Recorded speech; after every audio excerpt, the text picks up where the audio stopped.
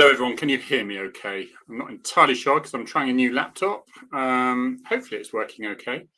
I can't hear the sound, but I don't need to hear sound because no one's talking back to me. Stephanie Warren, can you hear me okay? Yes or no?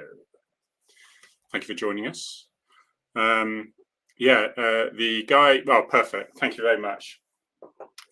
It's very strange.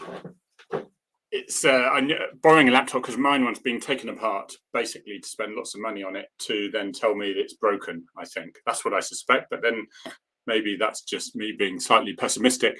In the meantime, the guy who is an absolute brilliant chap, he in Newquay, called Gareth, he fixes computers, and if you see what I mean, he looks like he fixes computers. He's got like 3 dogs around his feet, and he's a good man to know because he likes dogs as well. And one of his dogs looks exactly like him. Really, lots of mad hair, same colouring and everything. And then I'm a little bit like Arthur, I guess. Mick, so I didn't get back to you on your message, mate. I was a bit tired. I had 10 hours sleep last night. I don't know why. All this looking after mothers is quite tiring, you know. Thank you to everyone who's saying they can hear me. What we're going to talk about is recruitment. There's a lot about recruitment, and there's a lot about all the different systems available. I'm not going to go into too depth about it because, to be quite honest, it's quite boring. But it's just really looking at the practical side as far as I can see, because some people say that I've got a reasonable balanced view of things. However, I only have it from my viewpoint and all the information coming through from people who are actually undertaking the courses themselves. So we're going to start really with IPLDIP. IPLDIP is basically the Initial Police Learning Development program. That's it. It's a program. That's what I did. That's what everyone did in the past. And basically, it's a little bit like an apprenticeship because you join and you get taught about stuff, and then you go, and it's like a sandwich course. You go with an officer. They teach you the practical side of things after you've trained it in the parade square and on each other and things like stop search and all that. And then you go into the big wide world, obviously, and you see your tutor do it for real, and then you think, okay, I'll deal with the next one, and that's how it sort of goes. And the big complaint of this was that, well, all these officers, the spin really is things were coming away from degrees and going to apprenticeships again, because companies were very much thinking, well, we're getting the wrong sort of person. We want people who want to write about it, talk about it, but not really the ability. I mean, they did this with nursing, paramedics. A strong view that I get from a lot of paramedics is some of them are brilliant academically, but have no bedside manner whatsoever. And it's just getting that mix right. I remember 2/3 of the police in Devon and Cornwall, 2/3 didn't have degrees. 1/3 did have degrees anyway. It wasn't a big issue. And I think if you asked a lot of those who decided not to go through the promotion ladder, that their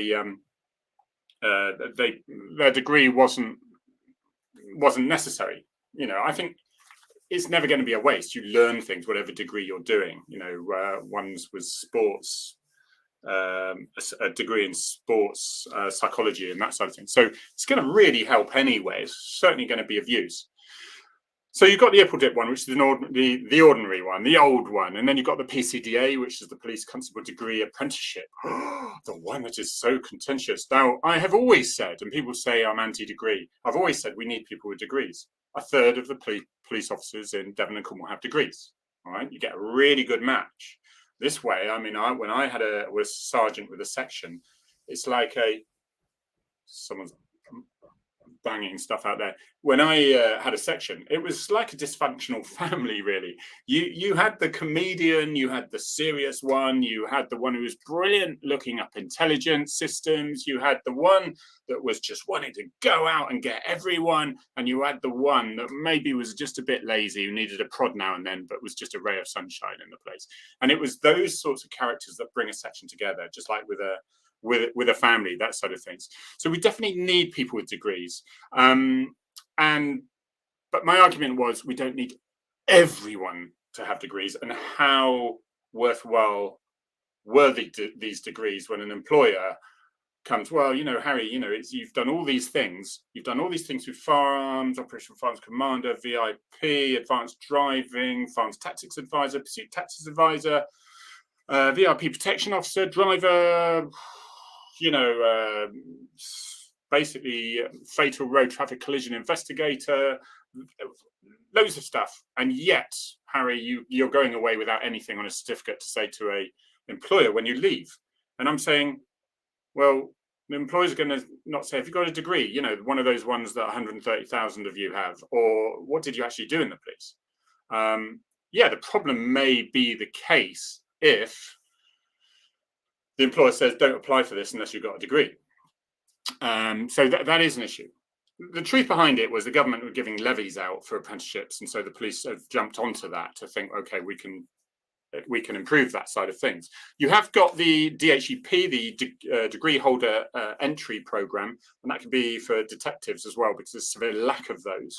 And I think that's probably worthwhile as well. And you have got your pre-join, so you already have a professional policing degree. Now, so why are you going to do a professional policing degree in your own time at your own expense when you can just join the police? Well, what is brilliant about that degree, doing it at your own time and expense, is it's a really good way of getting just is practical experience. I mean, for example, I was speaking to Brendan Brookshaw, a good friend of mine who's helped with these things in Plymouth University. And he was basically saying they offer realistic crime scenes, virtual reality, it's basically lifelong habits of reflective practice. It really builds the character, it develops the person with their skills, their knowledge, experience, and personal confidence. And so you can take that into any occupation you like. So those skills are just going to be, it's going to be practical. It's dealing with conflict. It's dealing with nasty scenes, danger. It's dealing with the paperwork side of things. It's a pretty useful thing to have to then give yourself an advantage, I would suggest, to jump on in to the policing service as it is. Now, why are some forces losing about 1% of officers during the recruiting stage? And some people in a 2-year period or a 3-year period, they're losing up to 46% of their recruits. So be careful where these claims of, we had the uplift, so from up to 2023, they've got to raise 20,000 officers. And this was, and remember, you're losing an average beforehand, you were losing an average of 7,000 officers out of 135,000 officers. Countrywide, you're losing 7,000 a year just through promotions, dying, and all the ways you can exit. So, and retirement, and just moving job because they fancy it, and sackings, of course. So it worked out. I think we're going to have to make up about 50,000 of them. And to my surprise, they didn't try to hide that fact and go, oh, look, we got 20,000 now. We have to think what actually attracts people to the police service, because I think this might be part of the problem, is why people are being set up for a fool. We need to get all these officers in here as soon as possible through whatever ways. Yes, the IPL-DIP system, the system that I did, it needs updating. Yeah, they got this degree thing, so you can just pop along and just do this degree. But everyone is telling me, apart from one person who is shining their example of don't get at me because I'm doing this course. I've done this apprenticeship for 3 years and I'm a single mother and I've done this and I've done that. Good on you. Well done. Well done. You clearly cope with the academia side of things and juggling things extremely well. And if only everyone was like you. However, the one concern I had with that statement was that they were looking for the advanced promotion system, the scheme. So you want to get off front line as soon as you can. Is not necessarily, probably not fair, but you're not wishing to spend all your career on the front line actually dealing with the nuts and bolts. That's not a problem, but it's probably why everyone isn't thinking like you, because I think there are tellers and doers. And I was a bit of both. I was quite happy to do what people told me to do, but I was the sergeant rank, so I was able to get a section together and work them together, and then we could do it. But you know, I always joke. I say I'm a teller, not a doer. You know, if there was, but yeah, I washed my own car. Of course I did, and that side of things. But there are people who are particularly good at organising, management, team leadership. That's fine. And I remember these chief inspectors and inspectors who were real geeky people. They were going to be freaking useless on the front line up with a guy in their face like that. But we needed them because they did the jobs that I couldn't do. So we do need these people, and we need those all-rounders there. You know, those really annoying people. They're so practical, they're good looking, they're brilliantly academic, everyone likes them. They're very few and far between, but they exist. I met one in Aldi the other day who just retired, and I let him know, Steve Swanee, that his son was there. And I said everyone hated his dad jokingly, because he was all those things, those amazingly talented people. So when they're joining the police, when you're joining the police, you want to have personal satisfaction. You've got to have that motivation. So, and there's that saying, there was saying, Mark Twain, I think it was said, do what you love and you'll never work another day in your life. Absolute tosh. Because you want to do what you love, and I did what I loved. But I worked a day in. I worked many of those days because I wasn't like, oh, whoopee. I was just going to finish in an hour's time, and now I'm going to a road collision the other side of the county in the pouring rain or the freezing cold. And I'm going to be standing on the corner of a junction road for the next 4 hours. Whoopee! So I wasn't thinking I joined the job I loved, and I don't think there's a job that exists like that. But it's definitely a career you want to do. That's a massive important thing, along with the money. Yeah, the money, you want to feel as though you are valued with the amount of money you are provided. That's another problem we have. We have a problem because 10 years ago, 2010, 11 years ago, a police officer joining the force was on 23,259. They're now about 2,500 less than that, 21,400 actually. 21,400 now, 23,259 11 years ago. That's a problem. And this is a wheel is turning, because in the old days, when I was reading this book, which was written before the first day I joined the police 30 years ago. There's a remarkable amount of stuff there that is similar to today. However, there's a lot that's different as well. But the money is important, because if you can't live on the bloody stuff, and they worked it out, it's actually worked it out that, let me see his name. He was absolutely brilliant. South Wales Federation, please forgive me, I've forgotten your name. Is it Steve? You on here somewhere? Come up, or forever hold your peace. I will get his name by the end.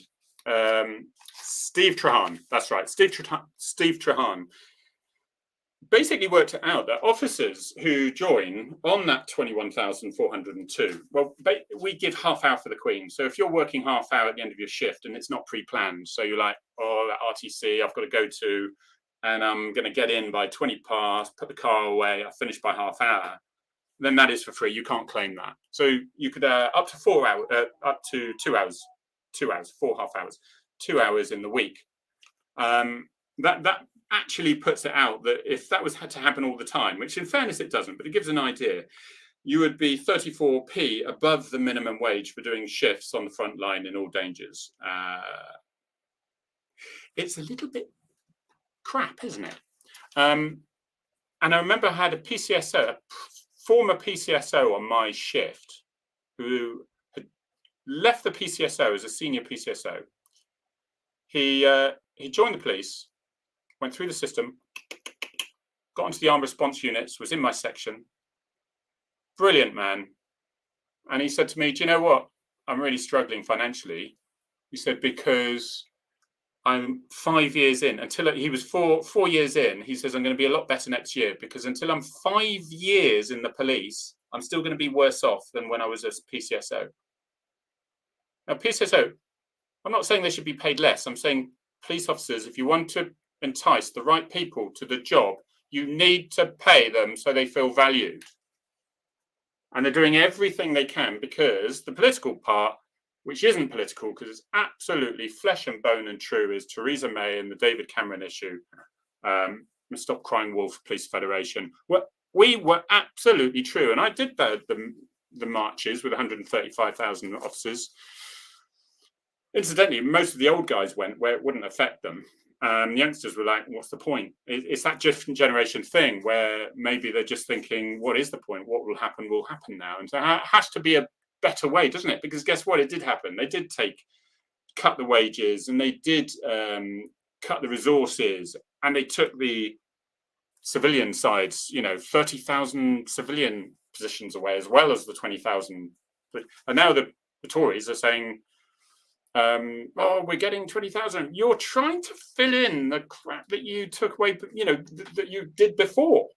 This is the problem. So we shouldn't fall for it. But anyway, off that side of things, because that does get a little bit boring. So it is the personal satisfaction, it's the money, but it's also the respect, isn't it? And are people being put off because of the media view, especially with the Met? I know police officers, a lot of police officers, some very good friends in the Met who I speak to regularly.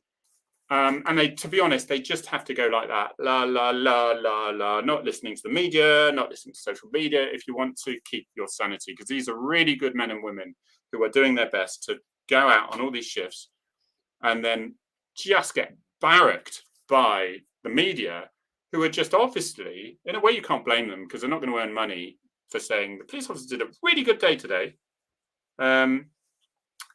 Sky actually promoted the bravery side of things, which was nice. It's a change. It's nice. Yes, Julia. So yeah, my point really. So all those civilian support staff, they weren't doing nothing. So police officers have to fill that gap, or it wasn't done. And this is where my chief constable, who's even now Sean Sawyer, absolutely top man. He's retiring now, but he said he was the first police officer, first chief constable to say the public will have to adjust their expectations of what they want from the police now, because he realized we can't supply this anymore. He was incidentally from the Metropolitan Police as well, and he was still a good guy. No. So it's that respect from social media, and if you're being direct fair, I don't blame these young people who think all the police are this, that, and the other, because they did in this day as well. In this book, they complain about the media in the 70s, always giving them a hard time. It's just that media is so easily available now, and it's so easily disseminated, and I can send it to someone, and I can, if I've got a few followers, I can get quite a lot of attention, even if it's absolute crap that I'm saying, which is only most of the time. And then you've got what about the ethnic minority groups? Okay, so what about some of the bravest people I've known, and I still hear from today, are Black and other ethnic minority groups that join the police. Because you could say it was simpler in the old days. In the old days, there were police houses.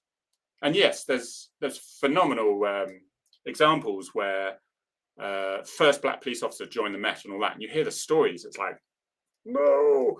But there were also, he said, it wasn't all like that. That's the thing. But when there were police houses, there was the community of the police. And as things progressed, and then the police houses got away.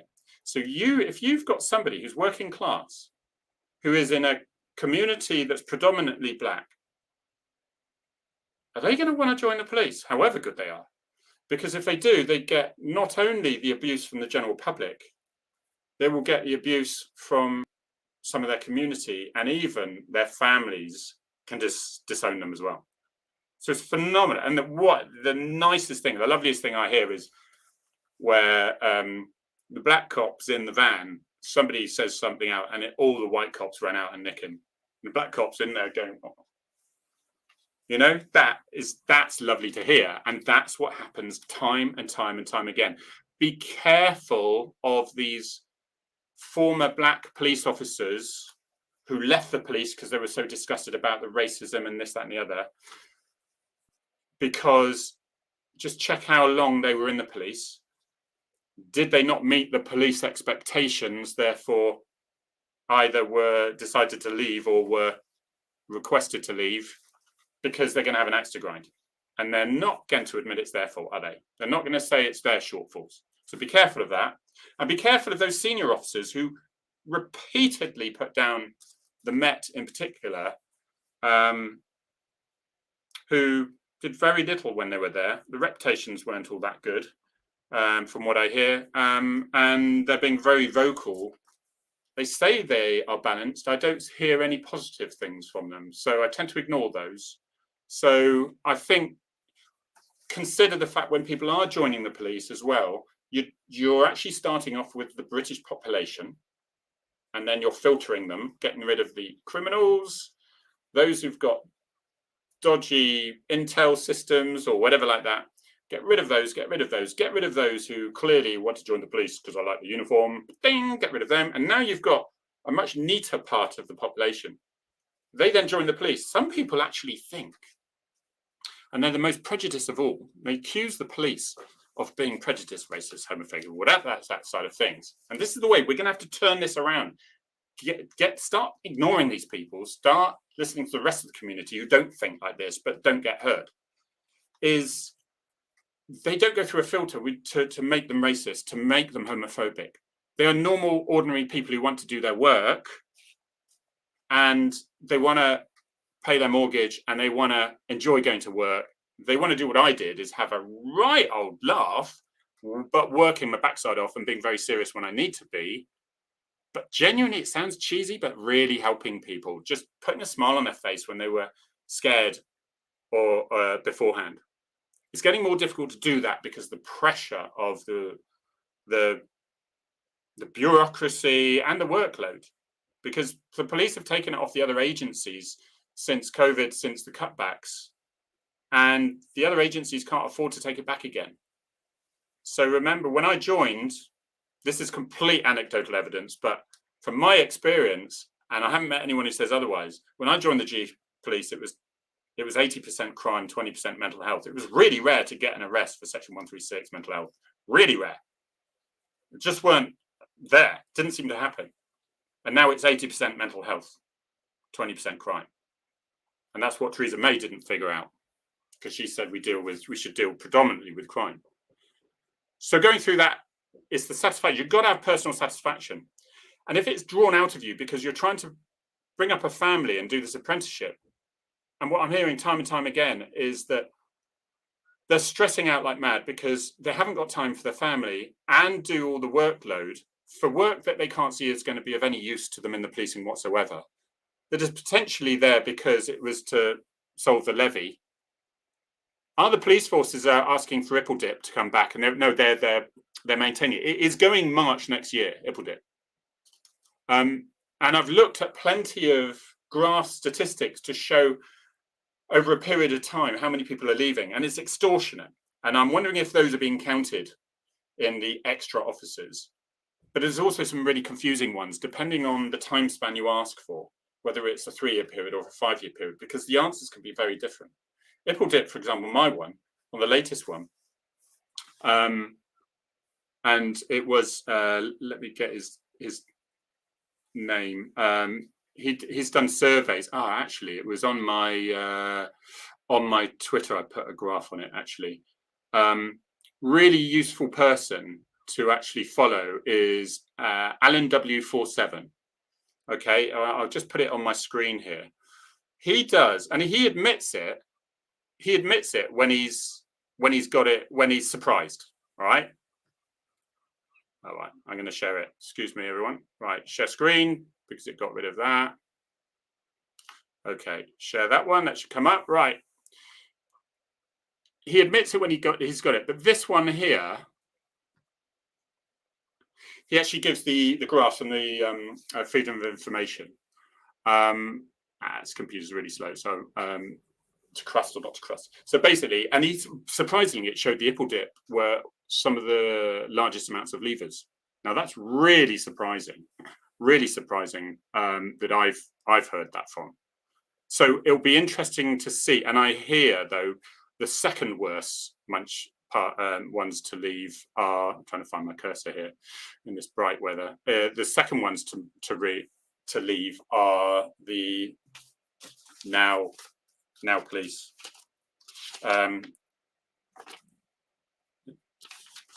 Here we go. Police Now. That's right. I knew that was wrong. Is the Police Now, and so they're facilitated by the Police Now charity. I'm a little worried about how much money's gone into that because it hasn't got a very good success rate. They will argue otherwise. There'll be charts to prove everything's brilliant. I don't know what charts to believe anymore, but what I do tend to find out through experience, and I bet you in every one of your jobs, is it's usually not a right or wrong answer. There's a bit in the middle, and there's a mix for everyone. And in the police service, you need a mix. You need those who are a little bit more like me, who I enjoyed going out into the storms, dragging people out of a ditch. I enjoyed basically treating some oik who thought he could intimidate people and dragging him into custody. I liked all that. I get it that other people and shoving guns in people's faces when they've been so cowardly towards their partners with their shotguns and things like that. Those sorts of things I enjoyed doing. I like the action. I like the danger, if you like. But it wasn't reckless danger because I knew I had the sort of backing, the training, the experience, but also sometimes the resources. But if they weren't there, I'd know where they were. Other people won't like that so much and they go for the promotion ladder. What I'm worried about, you get tellers and doers. The tellers, and I say it in the nicest way, not a derogatory term, but the tellers are the ones, I say, are the management side of things who we desperately need them to pull everything together, put some organization in and get the recruits and things like that. But are they actually just thinking that everyone thinks like them and that they enjoy learning? My brother enjoys learning. I don't really like learning very much. You know, I've got a very small brain capacity. So are they the right people to design a system to recruit and train the doers? Because at the moment, they're putting a hell of a lot off. Why is it, for example, when we promote people within the police, we promote everything fits all? Why do we not promote someone into traffic sergeant, inspector, and if they want to go into CID, a DS and a DI, but they are perfect for those things. But if that traffic inspector needs to go, would like to go to as a DI, then you have to go through the interview system again, because it's very rare. Once you actually start, you tend to stick to that side of things. There is some crossover, but maybe there should be a way so that you could get those really professional, frontline, motivating people who are then in charge of the public order, firearms units and whatever like that. And they're not having to fill in these horrendous, the promotion system is just appalling. And hopefully I'm going to have someone called Steve Cooper who helps police officers get through the promotion system. Search and rescue from Newquay, thank you very much. Coast Guard. Hope I should have them in a couple of weeks to explain how they do it, but how they can help people get through the promotion system. But for me, the promotion system is an absolute disaster, and it has been for some time. It's getting the wrong people through, and it's stopping the right people from not getting through. I mean, the promotion system, I'll tell you now, is 3 or 4 people on a panel who have never really seen you before, and you've got to convince them in 40 minutes that you're the right person for the job. And your experiences past what you've actually done and achieved is irrelevant for that interview. Irrelevant.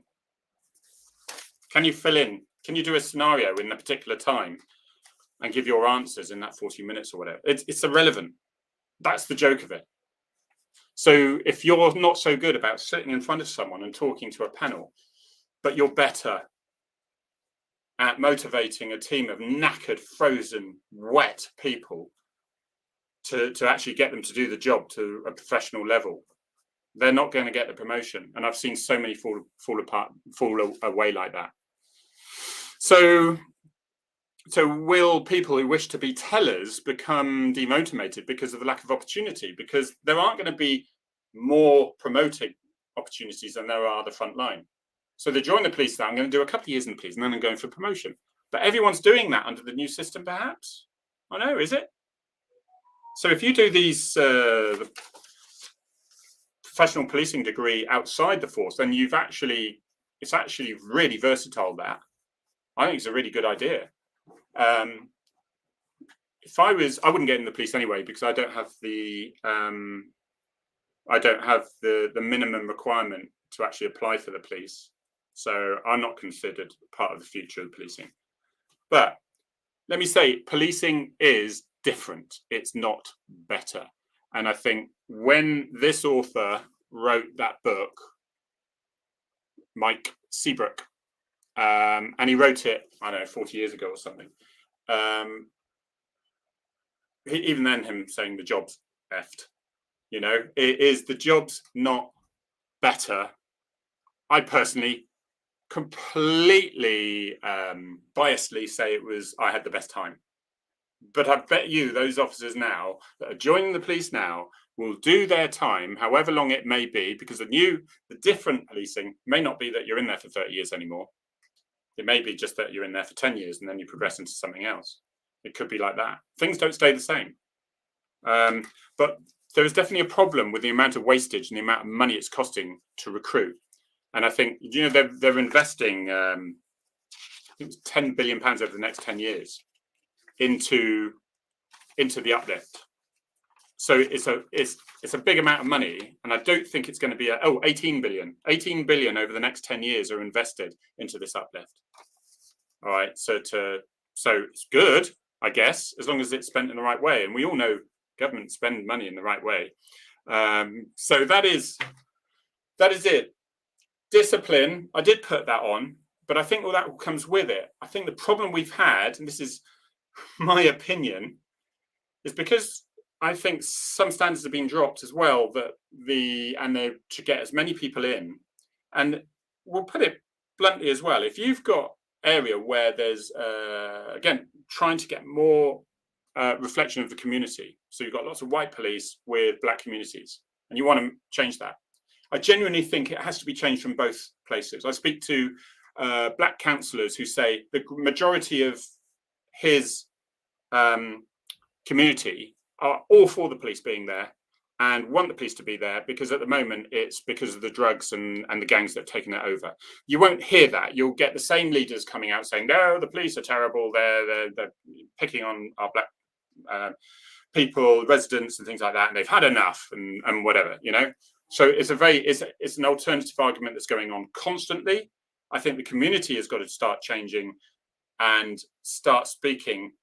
If they want the police there, if they want the police to actually have a more balanced number of the community, they have to make it welcoming for black people as well to go there. Because at the moment, I say they're the bravest police officers. Good on them.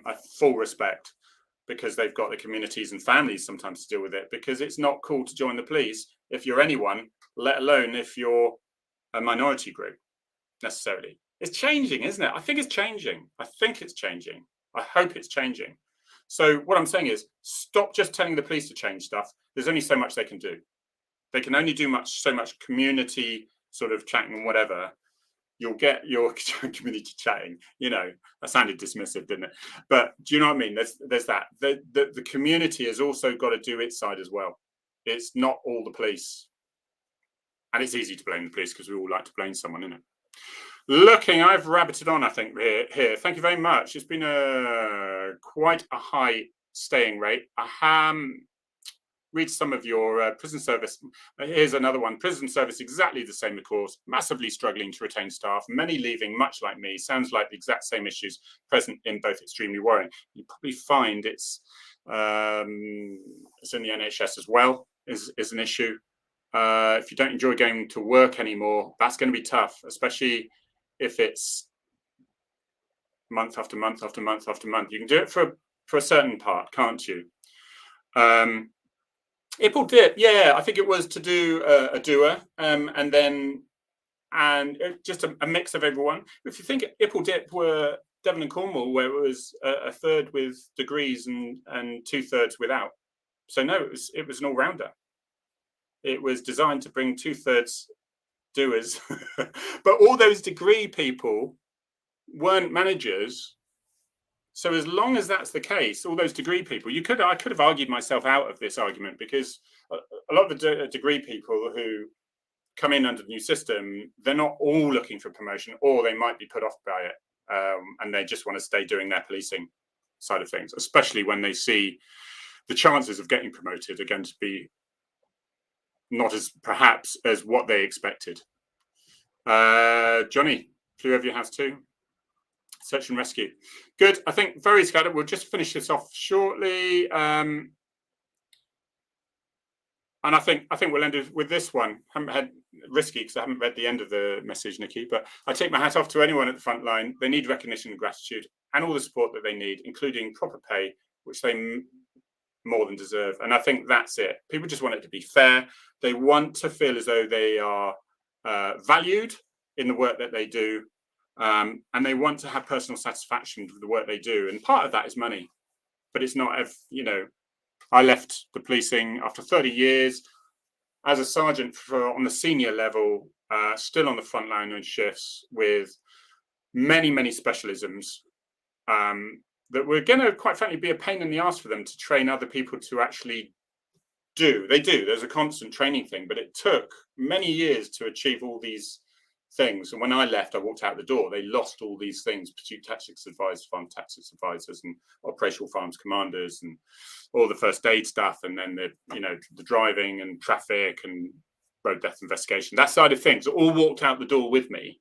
And I was on 45,000, which, when you confirm senior PC, I think was about 40,000. So after 5 years, you're going to be doing all right as a police officer. You just got to make those 5 years. Get your head down, get through to those 5 years, and then it'll be easier. Or do what the PCSO did: marry another copper. So then join together, marry in recruiting, and then 5 years later, you suddenly get a bumper pay rise. I think it was about $5,000 on the 5th year, $5,000 difference. So that's $10,000 for both of you. But yeah, it's different.